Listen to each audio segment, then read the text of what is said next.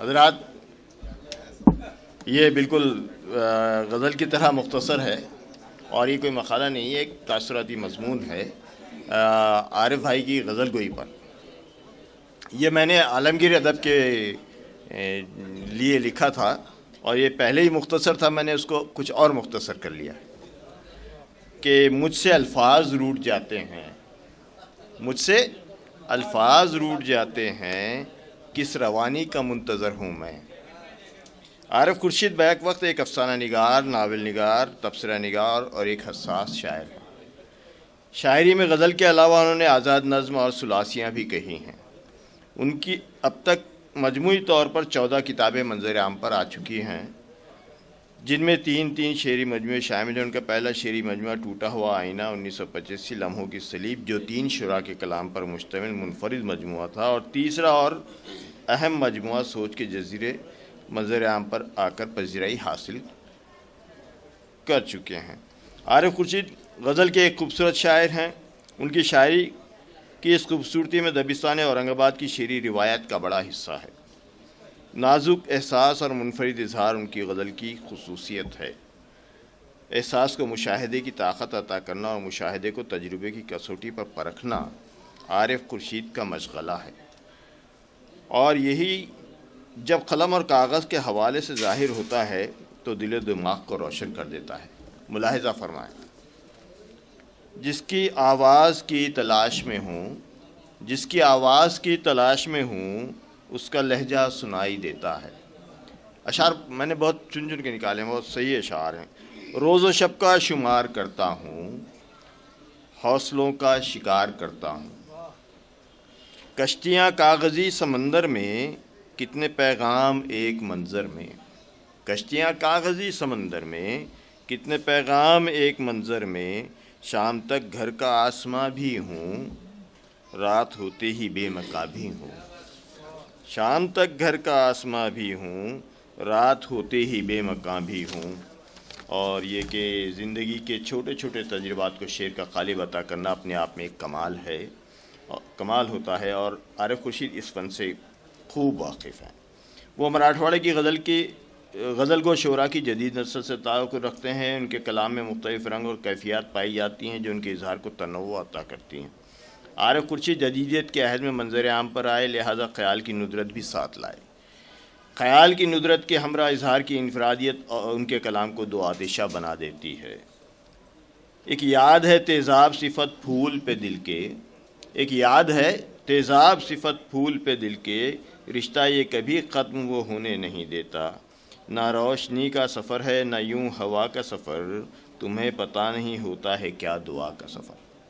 اور یہ کہ تم موجود ہے سب حشر کا ساماں میرے اندر، موجود ہے سب حشر کا ساماں میرے اندر، رہتا ہے کوئی مجھ سے گریزاں میرے اندر۔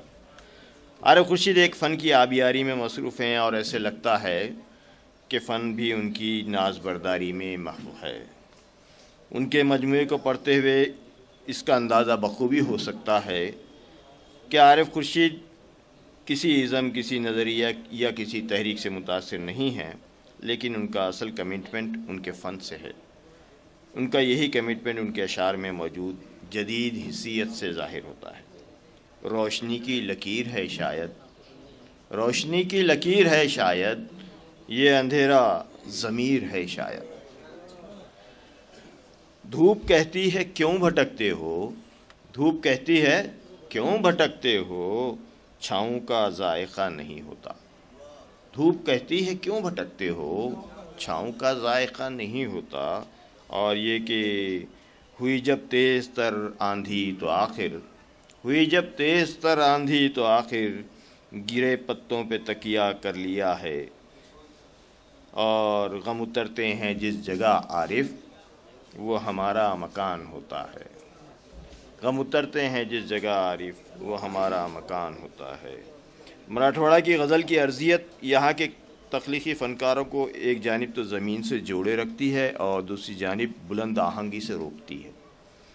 نتیجتاً زمینی حقیقتوں سے قریب ایک ایسے مدھم لہجے کا جنم ہوتا ہے جو شبنم کی پھواروں کی طرح دلوں کے پھولوں پر جگمگا اٹھتا ہے۔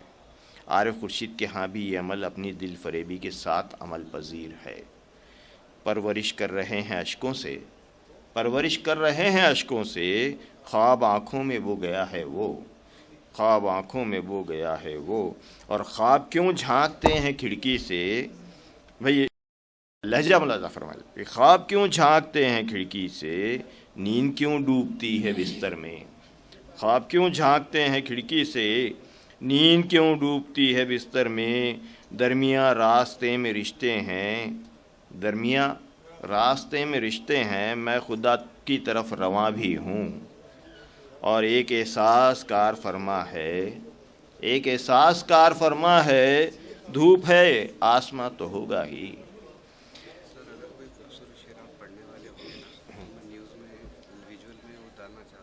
बस अभी मैं ख़त्म कर रहा हूँ, आप इसको फट से क्या अगर दोबारा वो ले लीजिएगा कभी, आप कौन सा खूबसूरत होगा आपकी नज़र में जो शेर जो अशार जो सबसे प्यारा होगा, तो उसको जो तो न्यूज़ में बताने ठीक है मैं कर दूँगा। अभी रोशनी की लकीर है शायद, इशारा ठीक है बस अभी इशारा ही इशारा है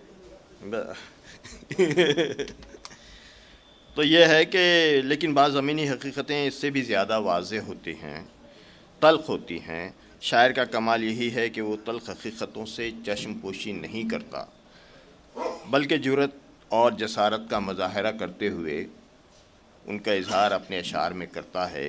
मुलाहिज़ा फरमाएँ, सोचता हूँ कहीं निकल जाऊँ, सोचता हूँ कहीं निकल जाऊँ, अपने बच्चों से प्यार करता हूँ।